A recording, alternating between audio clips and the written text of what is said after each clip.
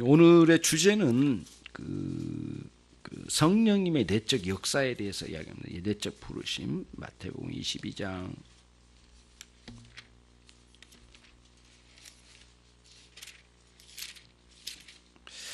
1절로 14절이거든요. 제가 한 절, 여러분 한 절.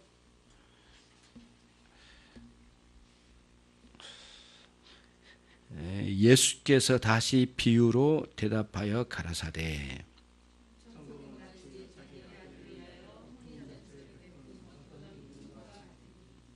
그 종들을 보내어 그 청한 사람들을 혼인잔치에 오라 하였더니 오기를 싫어하거늘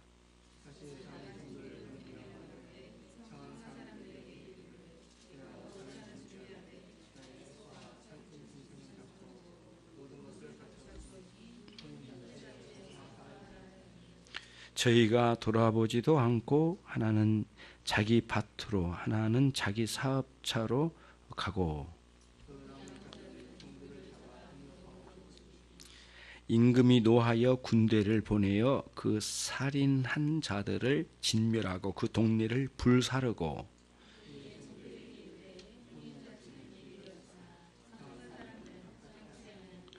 사거리 길에 가서 사람을 만나는 대로 혼인잔치에 청하여 오너라 한대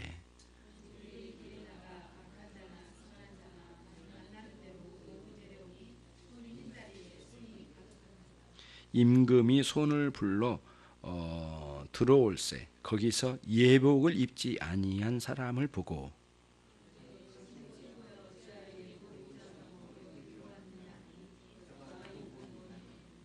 임금이 사환들에게 말하되 그 수족을 결박하여 바깥 어두움에 내어 던지라 거기서 슬프이 울며 이를 갈미 있으리라 하니라.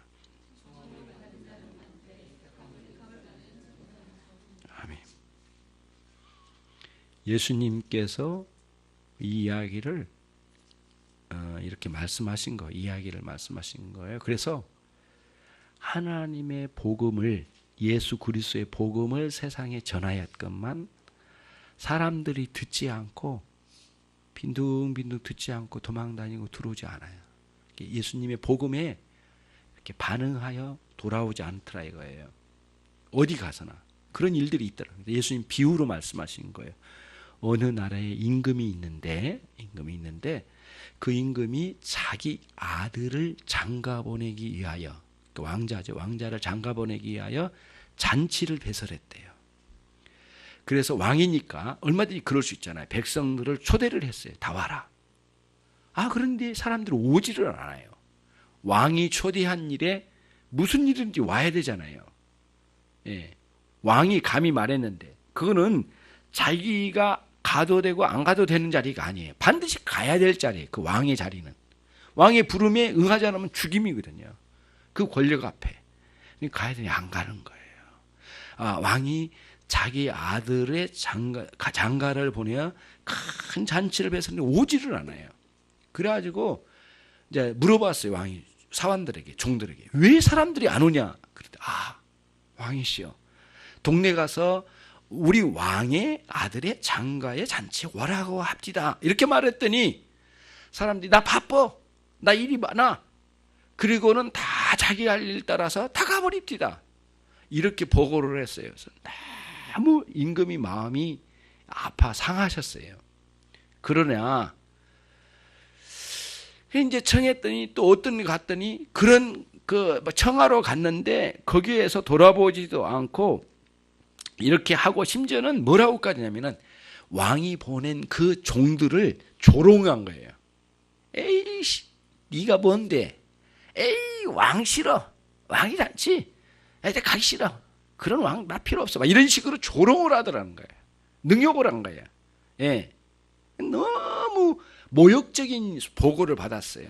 그래서 왕이 왕의 권한을 최대한 활용해서 큰 왕이 진노를 했어요. 그래서 그러면 그 마을이 어디냐? 다 잡아라. 다 죽여버리라. 다 죽였어요. 그럼 그 마을을 다 불태워버렸대요. 다 불태우고 왕이 이제 작심을 했어요. 그런 애들 다 필요 없다. 이제 어떻게 하냐? 저 길거리 다리 밑에 거적대기에 들어누워서 있는 그런 거지나 각종 그 병자들이나 진짜 죄인들, 예, 저 토굴 같은 데 사는 이 죄인들, 이런 사람들이라도 데리고 와라. 길거리 가서. 어찌 보면 사람들이 사람 취급 안 하는 사람들을 데리고 와라. 그랬더니 막 부르짖었더니 사람들이 왔어요. 그랬더니 그냥 잔치 자리가 꽉 채워졌어요. 근데 원래 왕이 계획한 대로 이렇게 깨끗하고 점잖고 품위 있는 사람이 아니라 온갖 지저분하고 더러운 사람들, 죄인들, 막 욕설하는 사람들, 별스러운 사람 다 왔어요. 다 채워졌어요. 그거를 보고는 왕이 이제 들어왔어요. 딱 들어와 봤더니 이스라엘 나라에서 잔치를 베풀 때에는 주인이 그 잔치에 입는 옷을 준비를 한답니다. 옛날에는 옷이 참 귀했잖아요. 그래서 잔치 들어오기 전에 내가 입는 옷이 개인적으로 있지만 잔치에 딱 들어올 때는 우리가 뭐 잔치에 가면 요즘은 뭐 스티커를 여기다 붙이잖아요. 그러듯이 옷을 입힌 거예요. 이 잔치에 입는 옷, 하얀 옷이든 아니면 주인이 입힌 거죠. 주인이 준 걸 입고 그 잔치에 들어오는 거예요. 아, 그런데 어떻게 된 거예요? 잔치하는 대로 들어봤더니 왕이 와봤더니 예복을 안 입고 온 거예요. 주는 예복, 그 예복을 잔치 예복을 입고 들어와야 되는데 안 입고 들어와 버린 거예요. 그러니까 너 왜 예복을 안 입었느냐? 뭐 입기 싫은데요? 그럼 나가라. 그러니까 먹고 나가고 싶은데요? 아니야, 쓸데없어. 너는 이 예식을 모욕한 거야. 실제로 이스라엘 백성들은 그렇답니다. 그러니까 주인 주신 예복을 안 입고 거기 들어오면 이 예식을 모욕하는 거래요. 욕한 거래요. 조롱한 거래요. 그게 예의를 안 지키면 조롱한 거잖아요. 당장 끌어내라. 밖으로 쫓아냈어요. 그렇게 말씀하셨어요. 예수님의 비유의 내용이에요. 그러면 예수님이 이걸 뭘 말씀하려고 이 말씀을 하셨느냐면은 이 세상에 오셔서 임금 되신 하나님이 당신의 종들 선지자 사도들을 보내어 복음을 전했는데 받아들이지를 않고 이러더라 이거예요. 그래서 하나님이 크게 진노하셔서 모두 지옥으로 떨어지게 만들었다. 버리고 또 교회에 찾아왔어. 저자에 왔는데 예복을 안 입어. 다시 말하면 말씀으로 인하여 큰 거듭남의 역사를 통하여 이 사람들이 옛사람을 버리고 새사람의 옷을 입었어요. 그러니까 성도가 된 거예요. 근데 그 중에는 끝까지 말씀을 받아들이지 않고 하나님의 나라에 예복을 안 입어요. 거듭나질 않아. 변화되지 않아. 하나님을, 예수님을 마음에 영접을 안 해. 그런 사람들은 마지막 하나님이 이 교회를 향하여 심판하실 때 그냥 끌어낸다는 거예요. 그냥 버려버리고 영원토록 버리겠다는 거예요. 그 내용을 비유로 주시는데 너무 기억하기 좋은 내용으로 왕의 임금의 아들의 잔치라고 하는 그런 제목의 비유의 이야기를 들려주신 거예요. 그래서 예수님께서 귀 있는 자, 들을 수 있고 깨달을 수 있는 자는 이 말씀을 듣고 깨달아라. 이렇게 주신 거예요. 그 말씀이 오늘 이 마태복음 22장 1절로 14절의 말씀, 그 내용이에요. 여러분. 여러분과 제가 이 말씀을 들으면서 그러면 이런 의문이 드는 거예요. 하나님이 불러도 끝까지 오지 않는 사람이 있구나. 자기 고집대로. 그리고 교회까지 왔는데도 끝까지 하나님을 안 믿는 사람, 예수님을 안 믿는 사람이 있는가 보다. 있다 이거예요. 예수님 있을 거를 두고 말씀하신 거니까 오늘날도 그래요. 진정으로 거듭나지 않는 사람들은 최후의 하나님의 진노에 멸망에 사라질 사람들인데 그렇지 않은 사람들은 모두 하나님의 나라의 잔치에 들어오게 된 거예요. 그리고 그 하나님께서 베풀어 주신 은혜의 잔치의 음식을 마음껏 먹으면서 영생을 누리는 삶을 살게 될 거란 거죠. 이걸 비유로 말씀하신 거예요. 예. 그러면 이게 오늘 우리가 이런 거예요. 그러면은 하나님께서 부르시면 부름받은 우리가 의지적으로 믿어야 되겠다. 잘해야 되겠다. 내가 거듭나야 되겠다. 내 힘으로 거듭나느냐? 그건 또 아니에요. 그러면 의문이 하나 또 들어요. 그런데 아니 내가 하는 게 아니다며. 그 하나님 성령님이 우리를 거듭나게 하신다며. 그러면 거듭나지 않는 우리들은 성령님이 우리 가운데 역사하지 않으셨기 때문에 거듭나지 못한 거 아니냐. 책임은 성령님께 있는 거고 결국은 우리 책임이 아니지 않느냐. 그런데 왜 예수님은 그런 사람을 끌어다가 어두운 가운데 내던져라고 심판의 개념으로 말씀하실까? 이런 의문이 막 들어요. 이제 의문이 들어요. 여러분, 하나는 기본적으로 모든 존재는, 아니 이 땅의 모든 인간은 하나님의 큰 형벌, 아담의 범죄 아래 모두 저주 아래 놓여져 있어요. 이미 저주 아래 놓여져 있어요. 기본적으로. 그러나 성령께서 우리를 끌어다가 우리를 거듭나게 하셔서 천국의 백성으로 옮겨가셨어요. 근데 옮겨가셔서 갔지만 그러지 않는 사람들은 누구냐? 여전히 하나님의 저주의 심판에 머리에 숯불을 올려놓고 있는 사람이에요. 처음부터 그런 사람이란 거예요. 하나님께서 어떤 자는 구원하시지만 어떤 자는 놔두셔요. 그건 하나님의 주권적인 역사하심에 있는 거고, 하나님이 그를 구원하시지 않았더라도, 그를 거듭나게 하지 않으셨더라도 하나님의 책임이 아니에요. 하나님을 등지고 멸망의 길로 쳐들어간 모든 인류의 자신들의 책임이에요. 그를 하나님의 거듭나게 하지 않으셨다고 해서 그를 주권적으로 거듭나게 하신 사람은 하나님의 권한 안에 하시지만 어떤 자는 내버려 두셨는데, 하나님 놔두신 것도 하나님의 책임으로 돌린다고 한 것은 하나님께 온당한 방식이 아니라는 거예요. 그렇게 멸망에 떨어진 인간 자신들의 책임이라는 거예요. 그런 관점으로 우리가 이제 보는 거죠. 그러면은 어떻게 우리를 거듭나게 하실까라는 의문이 이제 드는 거죠. 그래서 오늘 그거를 배우는 겁니다. 31문이에요. 이제 이거 보십시오. 유효적 부르심은 무엇입니까? 그렇게 나와 있죠. 유효적 부르심이 뭐예요? 무슨 뜻이에요? 그러니까 유자는 있을 유자예요. 그러니까 효자는 효력을 발생한다는 뜻이에요. 효과. 이해가 되죠? 그러면은 효과가 있다라는 뜻이거든요. 그러니까 효과가 있어야 돼요. 효력이 발생돼야 돼요. 그런데 여러분, 교회 안에 오는 것만으로는 영적인 효력이 발생되는 건 아니에요. 교회 안에 왔지만 말씀을 듣고 우리의 심령에 깊이 은혜의 역사가 있게 된 것은 성령 하나님께서 우리의 영혼을 내적으로 다뤄주신 거예요. 예. 지난번에도 말씀드렸지만 여러분과 저의 영혼을 다루어 가실 수 있는, 온전하게 다루어 가실 수 있는 분은 딱 한 분, 성령님이셔요. 우리 영혼을. 성령님께서 오셔서 귀신이나 이런 것도 우리 영혼을 다뤄갈 수 없어요.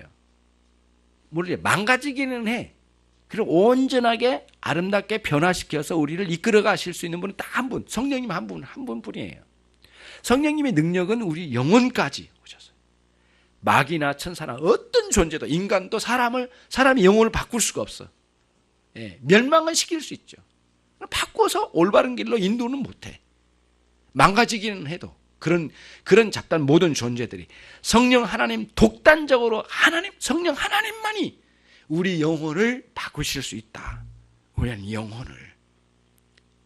그러면서 전 존재가 성령님으로 인하여 바꿔가시는 거예요. 자, 그럼 어떻게 하신가? 그래서 유효적 부르심이란 콜링이거든요. 우리 교회까지 부르는 거는 사람이 인도하기도 하고 이렇게도 해요. 이렇게 하자고. 여러분 친구를 야 교회 한번 가자 이렇게 불러주잖아요. 그러면 그 외적으로 그냥 불러온 거예요. 근데 외적 부름 말고요, 내적 부르심이에요. 그러니까 효과적인 영혼의 변화를 일으키는 효과적인 부르심은 무엇인가? 그 이제 나옵니다. 같이 읽겠습니다. 시작. 유효적 부르심은 하나님의 성령의 역사인데 이로써 우리의 죄와 비참함을 깨닫게 하시고 또 우리의 마음을 밝혀 그리스도를 알게 하시고 우리의 의지를 새롭게 하시고 우리를 권하사 복음을 통해 값없이 주시는 그리스도 예수 그리스도의 믿음을 믿도록 하시는 것입니다. 이게 이제 31문에 가르치는 아주 중요한 가르침이 되는 거죠. 요 내용을 그 주보 가운데다가 쭉 풀어서 요약 정리해 놓은 거예요. 예? 그런 거죠. 그러면은 요 내용을 좀 읽어봐도 되고요. 제가 꼭 요 내용을 그대로 하지 않겠습니다. 정리를 해보면 이런 거예요. 성령께서 우리 가운데 그 은혜의 효과를 우리 영혼 가운데 일으키신 분은 성령님이신데 어떻게 일으키시냐가 문제예요. 어떻게 일으키시냐? 어떻게 일으키신가? 일단 세 가지로 우리를 일으키셔요. 세 가지로. 첫 번째가 뭐냐면은 반드시 말씀을 가지고 우리 가운데 은혜와 변화를 일으키셔요. 성령님. 어떻게 하냐? 그 인격적인 그 흐름을 타고 인격적 순서를 타고 제일 먼저 진리를 깨닫게 해주셔요. 이게 뭔지 진리를 깨닫게 해주셔요. 진리를 깨닫게 해주실 때 단순히 이성적 깨달음이 아니라는 거예요. 이성적 깨달음이 아니고 뭐냐? 영적인 믿음의 역사를 통하여 깨닫게 해주신 거예요. 그러니까 영혼의 반응으로 깨닫게 해주신 거지 단순히 거듭나지 않는 인간의 이성으로만 깨닫게 하신 게 아니란 말이에요. 그러니까 아무것도 하나님에 대해서 모르고 있는 사람에게 복음이 전해져 가지고 깨달음을 갖게 하신 거예요. 성령님이 놀랍게 깨닫게 우리를 향하여 죄를 깨닫게 해주시고 우리에게 필요한 것은 하나님의 의로우심인데 어떻게 우리가 그 의로우심을 입을 수 있는가에 대한 깨달음을 주시고 만약에 끝까지 돌아오지 않으면 엄청난 하나님의 심판이 있을 거라는 것을 깨닫게 해주셔요. 그래서 예수님 말씀하셨어요. 그거에 대해서 요한복음 16장 8절 말씀에서 내가 보낸 성령님, 보혜사 성령, 이후에 오시게 될 보혜사 성령님이 오시면 너희들을 죄에 대하여, 의로움에 대하여, 심판에 대하여 책망하시리라. 엘렌코거든요. 책망함이라고 번역됐는데 조금 우리의 와닿게 번역하려면 이렇게 하는 게 좋아요. 책망이라기보다는 깊이 깨닫게 해주리라. 그 다음에 들춰내리라. 드러나게 하리라. 폭로하리라. 그럼 여러분 이번에 이제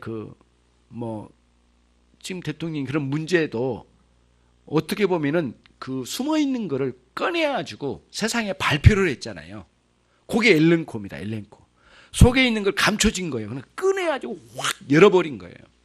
예. 그래서 어느 방송사에서 그거를 꺼내가지고 이렇게 발표를 했잖아요.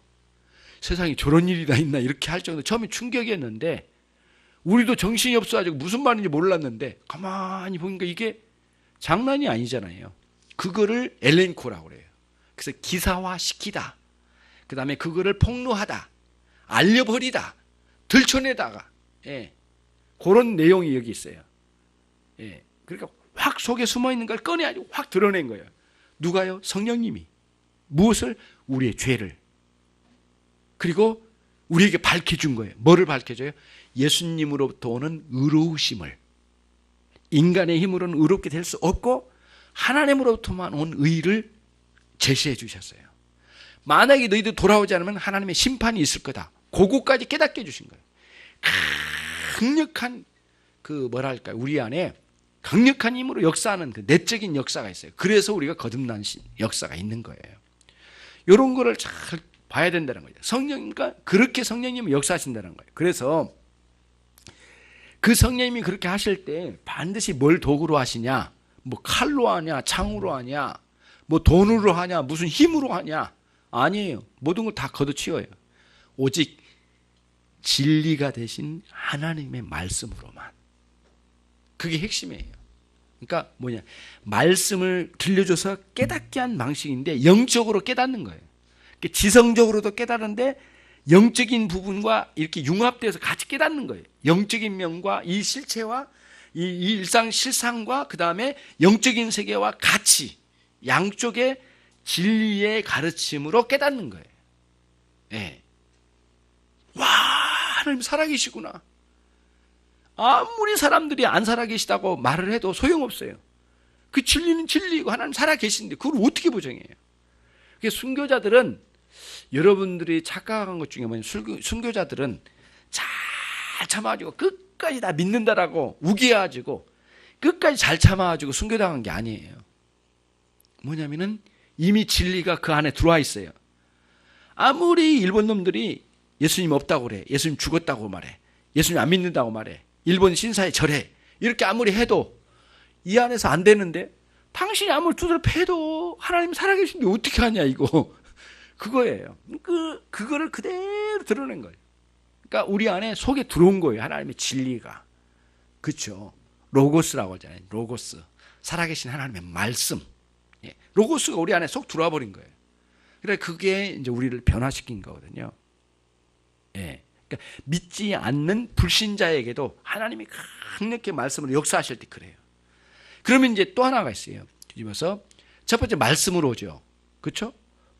두 번째는 뭐냐면은 성례전이에요. 성례전. 성례가 뭐가 있어요? 우리 형제. 예? 세례와 성찬이라고 하는 성례전이 있죠. 이 성례전을 통하여 성령님이 역사하셔서 우리로 하여금 큰 은혜를 주셔요. 근데 여기서 이제 우리가 아까 말씀과 성례전을 구분을 하나 해야 돼요. 말씀은 불신자에게도 역사하여 은혜를 주실 수 있어요. 말씀과 성령으로. 그런데 성례전과 성령은 이미 믿음이 있는 사람에게만 역사하는 방식이에요. 이거 굉장한 구분입니다. 이거는. 그러니까 이미 말씀으로 거듭나서 신자가 된 사람에게만 성례전이 효과를 발휘해요. 무슨 말인지 알겠죠? 그러니까 불신자에게는 성례전이 효과가 있는 게 없다. 성령님은 그렇게 역사하시지 않으셨다는 거예요. 로마 카톨릭은 뒤집어 반대로 갔어요. 여러분, 믿지 않는 사람에게 세례 확 줘버리면 믿음이 쏙 들어가 버린다고 생각한 거예요. 거짓말이에요. 완전히 거짓말이에요. 예. 그래서 사람들에게 믿지 않는다고 하지만 너 세례 받아. 세례만 받아도 돼요? 아, 그래. 세례 받아. 영세요. 팍 주면, 오늘 딱 주면은 사제가 세례를 내려주면 믿음이, 구원이 쏙 들어갔다라고 생각하는 그 무지막지한 방식으로 가르쳤단 말이에요. 이게 로마 카톨릭 거짓말이었어요. 생 거짓말이에요. 그 성경에 어디도 그게 이렇게 보증한 말이 없단 말이에요. 그러면 우리는 어떻게 하냐? 하나님의 말씀, 복음, 그리스도의 복음이 전해져서 깨달아져서 우리에게 성령의 역사하심으로 불신자가 그리스도께로 돌아오는 경우는 있지만 성례전은 있지 않다. 성례전은 한계가 있는데 이미 있는 믿음을 어떻게 해요? 강화시켜주고 업시켜준 거예요. 무슨 말인지 알겠죠? 성례전은. 그러니까 성례전은 항상 그래서 믿음이 있는 참 신자들이 그걸 받아요. 그러니까 믿음이 없는 사람 세례 받으면 안 되고 믿음이 없는 사람이 성례전에 참여하면 안 되죠. 그런 의미예요. 아니, 참여해도 의미가 없는 거예요, 사실은. 그렇죠? 그러나 이제 우리는 누가 믿음이 있는지 없는지 우리가 밖에서 알 수가 없으니까 그래서 교회에서 정했어요. 어떻게 정했냐? 세례 받은 사람 이상만 성찬에 참여하십시오. 이런 말이 뭐냐면은 솔직히 말하면 믿음이 있는 사람이 참여하십시오. 그래서 그런 그 성례전에 참여하지 않다 진정으로 거듭난 사람이 있을 수 있어요. 아직 세례는 안 받았지만 그런 분들은 기다려서 이 세례와 성찬의 위대성을 잘 감사하고 은혜 안에 기다렸다가 세례 받고 난 뒤에 참여할 수 있는 교회적인 이제 우리가 이런 큰 정착된 이런 교회 안에서 그 내규를 이제 만든 거죠. 아무튼 그래요. 그러면은 아까 첫 번째 말씀, 성령님 말씀으로, 두 번째는 성례전으로, 세 번째는 뭐죠? 기도예요, 기도. 기도를 통해 은혜를 주셔요. 근데 여러분, 기도는 참 역동적인 면이 있어요. 신앙의 역동적인 면. 이제 그 뭐라고 차가 있는데 고급 승용차를 끌고 왔는데 엔진이 안 돌아가. 그럼 뭐 할 거예요? 집에다가 얹어놓고 이고 다닐까 업고 다닐까 이걸 어떻게 할 거예요? 안 돌아간다니까. 엔진이 없어서. 그러니까 엔진이 잘 안 돌아가. 뻐걱뻐걱 안 돌아가. 신앙생활에 기도 없으면 그 상황이 꼭 되는 거예요. 기도 생활은 굉장히 중요한 부분을 차지해요. 예. 기도를 억지로 하기보다는 하나님을 많이 생각하고 은혜를 사모하고 가면은 기도가 나오기 시작해요. 처음에는 짧게 이렇게 기도가 되거든요. 기도 되어지는 간절히 하나님께 엎드려가는 그런 방식의 기도가 살아서 움직여야 되죠. 기도를 통해서 역동적인 은혜의 세계로 가고요. 강력한 용기가 있고 그 말씀으로 주신 은혜가 활발히, 그리고 우리 기도를 통해서 우리의 생각과 삶의 전반에 곳곳에 기도를 통하여 이거를 깨닫고 역동적으로 일이 일어나니까 은혜의 세계가 막 역동적으로 일어난다니까요. 예. 피는 있긴 있지만 심장이 뛰어 말이지. 딱 뛰면 이 기도의 역사가 참 필요해요. 이게 기도 없는 신앙생활이겠느냐? 참 우리가 의문이 많아요. 아니다라고 보는 거예요. 정말 여러분 신앙이 이렇게 되어지면 말씀의 은혜가 있으면 기도가 되어지는 거죠. 이렇게 말씀과 기도와 성례전을 통하여 누가요? 성령님께서 우리에게 은혜를 공급해 주셔요. 우리 측면에서는 말씀과 기도와 성례전이라는 그런 경험을 가지고 하나님께 나갈 때 성령님 우리 내면에 은혜를 주신다는 거예요. 그 은혜예요. 은혜. 굉장히 놀랍죠. 그 은혜의 역사예요. 그래서 옛날에 어느 부흥 강사님이 이런 말씀하더라. 은혜가 뭐냐 이렇게 물어보더라고요. 그래서 그때 옛날에 부흥 강사님들은 설교를 해도 성도들 막 먹었어요. 은혜가 뭐냐? 니네들이 은혜 아니? 막 이런 식으로 물어봐요. 그래서 진짜 거기 있으면 왜 이렇게 말을 그렇게 하는지 모르겠어요. 그래야만 그 지네 나름대로, 지네라고 해서 미안한데 자기 나름대로 무슨 아우라가 세워지는 건지 모르겠지만 이거 지금 아닌 것 같아. 그런데 늘 물어볼 때, 야 너희들 그 은혜가 뭔지 알아? 그래서 대답을 하니까 쉬워, 너무 어렵게 생각하지 말어. 그러면서 뭐라 하죠? 깨닫는 거야. 깨닫는 게 은혜야. 이렇게 말했어요. 맞는 말인데요. 한쪽만 말한 거예요. 지금 보니까 은혜는 깨달음을 통하여 와요. 분명히 오는데 기도 속에서도 굉장히 많은 걸 깨닫습니다. 기도 속에서 굉장히 놀랍도록 기도에서 깨달아요. 그 말씀을 붙잡고 막 기도를 해나가는데 정말 많은 걸 깨달아요. 기도 속에서. 은혜는 깨달음을 통해서 온단 말을 그렇게 이상하게 막 욱박질러가지고 가르쳤는데 지금도 너무 세게 들어왔는가 봐요. 은혜는 깨닫는 거야 이 사람들아. 그것도 모르고 교회 다녀. 몇 년 다녀서 막 그래서 협박하고 그러시는데, 아무튼 깨달음은 지성적인 깊은 깨달음을 통하여 은혜의 역사가 있어요. 하나님의 놀라운 사랑이 우리 안에 확 일어나는 것을 은혜라고 그래요. 그렇죠? 그 은혜의 역사가 있어요. 그래서 우리 신앙의 처음 복음 진리를 우리 안에 주셔서 우리가 어떤 죄인인지, 그리고 얼마나 비참한 존재인지, 오전 설교처럼 얼마나 작은 미천한 존재고 얼마나 추한 존재인지 하나님께 두려워해요. 하나님 너무 높으시고 완전한 거룩성이 있으시니까. 그런데 또 하나는 뭐냐면 내 마음에 나도 예수님처럼 닮고 싶어. 하나님의 성품의 일부를 누리고 싶어. 같이 공유하고 싶어, 하나님께. 그래서 하나님을 사랑하게 되는 거예요. 그래서 두려움과 사랑이 같이 가는 거란 거예요. 이게 기독교 신앙의 핵심적인 요소예요. 그래서 구약에는 여호와를 경외하라고 했는데 그 경외라고 하는 곳에 두려움과 사랑이 같이 있다고 말씀드렸어요. 오늘날 경건성이잖아요. 경건성은 뭐냐? 반드시 이런 두려움과 사랑이 같이 가는 게 경건성이에요. 신앙의 핵심이에요. 이제 그렇게 가는 거죠. 그래서 우리가 하나님 앞에 나의 비참함과 미천함을 생각하면 두렵고 사랑하는 마음으로 하나님께 엎드려요. 그리고는 나를 용서해 달라고 회개 기도가 터지게 된 거죠. 그리고는 나를 구원하시려고 하는 하나님의 의도가 너무 잘 보여요. 왜? 복음에 잘 드러나 있으니까. 어떻게? 예수님을 이 땅에 보내주셔서 나를 구원하시려고 하셨구나라는 확신이 와요. 그때에 예수님을 강력하게 붙잡아요. 그게 믿음이에요, 믿음. 그래서 원래 믿음이다라고 하는 것은 예수 그리스도를 믿는 것을 믿음이라고 그래요. 회개를 뭐라고 하냐면 죄로부터 돌이킨 것을 회개라고 그래요. 회개와 믿음이 같이 가는 거예요. 떨어질래 떨어질 수 없어. 그렇죠? 그래서 자전거 두 바퀴가 있는데 신앙의 자전거 두 바퀴가 있어요. 하나는 회개, 하나는 믿음이에요. 회개가 활발하면 믿음이 성장해요. 믿음이 성장하면 회개가 일어나요. 하나가 일어나면 하나가 따라가요. 하나가 밀고 가면 하나가 간다니까요. 근데 회개도 멈추고 믿음도 멈췄다. 넘어지는 거예요. 그냥 나가 떨어지는 거예요. 그러니까 자전거는 앞으로 안 움직이면 넘어지잖아요. 아니면 발을 딛고 서 있기는 하지만은 그게 가는 건 아니잖아요. 그래서 신앙은 회개의 바퀴가 굴러가고 믿음의 뒷바퀴가 힘을 더해서 가는 거예요. 계속 우리의 신앙은 자전거 타기예요. 자전거 타기. 다른 게 아니에요.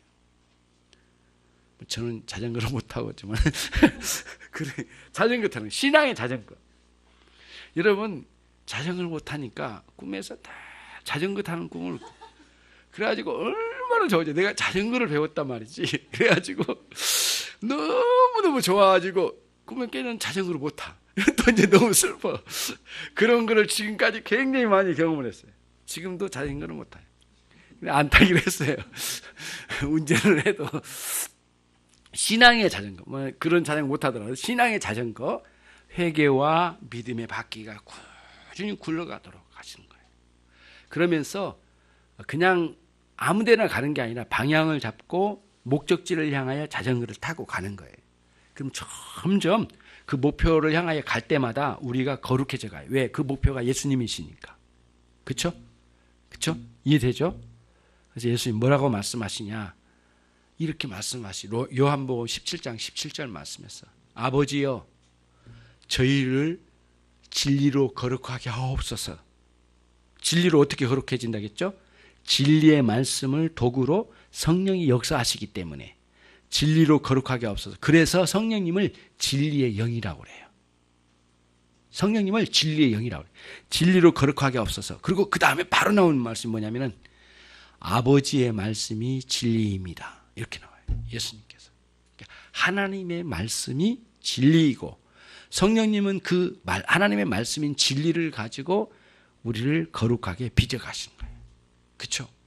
이게 효과적인 부르심의 역사예요.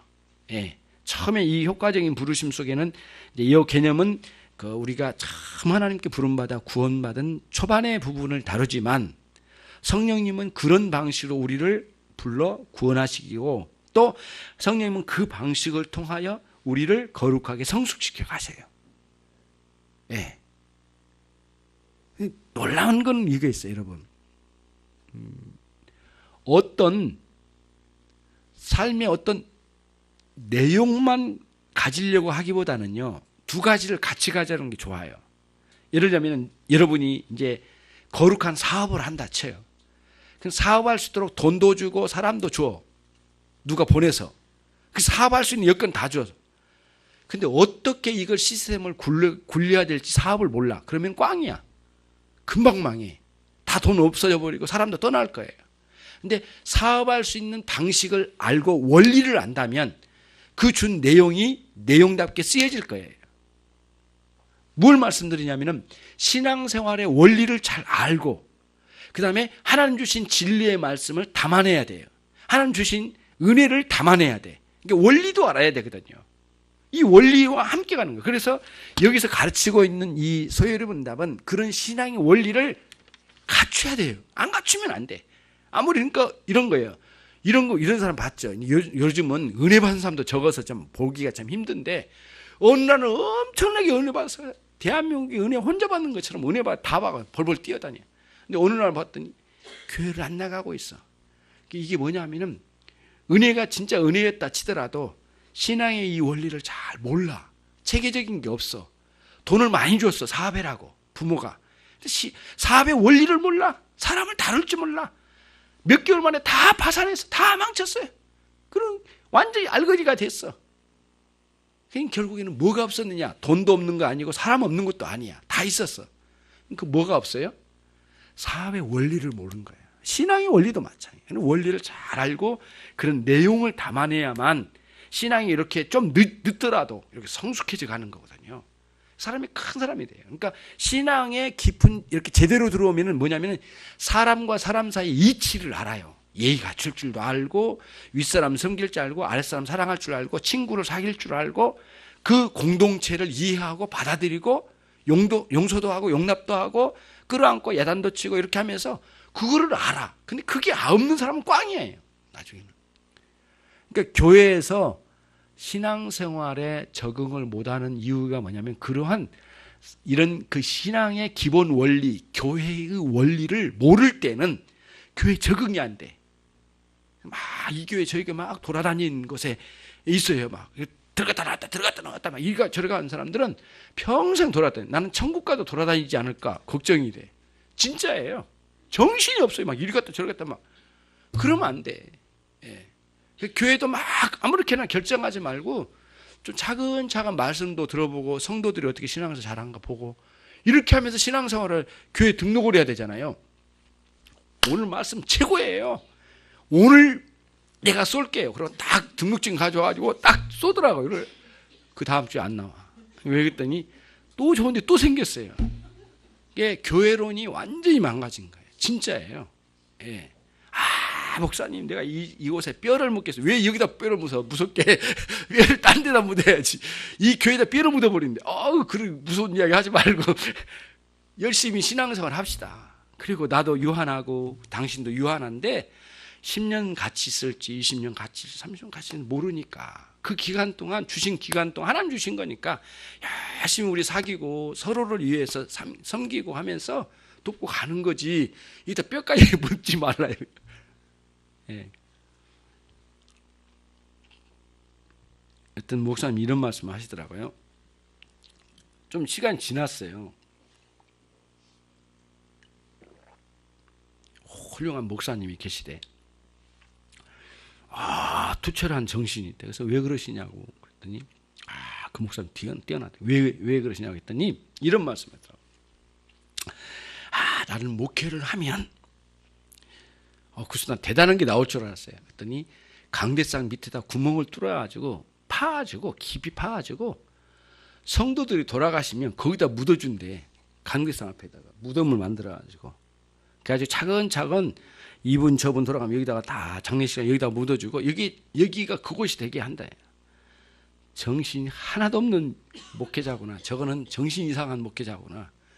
예. 우춥다는 거예요. 죽고 난 뒤에 하나님이 책임지실 건데 죽고 난 뒤에도 목회를 하겠다는 거예요. 뭐야 이게. 그러면 성도들이 교회 중심으로 마음이 선다나 정신 빠진 소리를 하고 있네. 너는 아웃. 목회자 아니. 그런 생각이 딱 들더라고요. 그런 정신없는 사람이 있어요. 여러분 제가 이렇게 말하는데 여러분 생각이 안 나시죠? 이번에 세미나 때 안 나요? 성당 안에다가 무덤을 만들어 놓다잖아요. 그게 그거라니까. 이게 정신이 없는 거예요. 그랬잖아요. 안 보셨어요? 이 세미나 안 들으셨는가? 벌써 잊어먹으셨는가? 다시 부를까요, 강사님? 그 모세자의 무덤 다시 부를까요, 다음 주에? 보니까 로마 가톨릭의 그 안에 무덤이 있잖아요. 그 예배당이 있는데 그 안에 있다고 그랬잖아요. 그리고 그 성인들 묻어가지고 그것도 안 보이니까 너무 이제 안 보이잖아요. 묻어버리니까. 그러니까 어떻게 했어요? 그 사람의 모양을 따지고 눕혀놨잖아요. 시신으로 모양을 내가지고. 그래 거기서 묵념하고 전하고 거기서 기도한다잖아요. 정신 빠진 녀석들이에요. 완전히 그러니까 말씀에서 떠나가지고 완전 어짱난 거죠. 말씀을 정리할게요. 여러분과 제가 정말 올바른 원리를 잘 가지고 신앙생활을 잘 해나가되 어떻게 우리를 구원하셨는지, 어떻게 신앙생활을 해나가는지, 그 다음 내가 이 사회에서 어떻게 사람들과 관계, 어떤 공동체에서 내가 어떻게 살아야 할지 이런 것들을 원리를 잘 갖고 그 원리를 따라 가는 거예요. 그래도 때로는 넘어질 때가 있어요. 그때 우리 주님 앞에 간구하고 바른 길을 찾아가고 또 성숙해져 가고 이렇게 하는 거 신앙생활이거든요. 오늘은 신앙의 원리 중에 하나님 처음 우리를 부르실 때 어떻게 부르셨는가를 배웠습니다. 그게 소요리 문답 31문이거든요. 기도하겠습니다. 하나님 아버지 감사합니다. 저희들에게 참된 신앙의 원리를 알고 또 하나님 원리만 알 것이 아니라 주의 말씀의 깨달음과 성령의 깊은 역사하심을 통해서 우리 가운데 예수 그리스도를 붙드는 참 신앙의 성숙이 있게 하시고 우리가 날마다 새롭게 성장되어져가는 아름다운 그리스도인이 되게 하옵소서. 예수 그리스도의 이름으로 기도 올립나이다. 주 예수 그리스도의 은혜와 하나님 아버지의 극진하신 그 사랑과 우리 성령님의 대주 교통하심이 이제 주님의 뜻에 따라 그 하나님의 구원의 원리를 따라 살고 싶어하는 모든 종들 위해 지금으로부터 영원토록 함께 있을지어다. 아멘.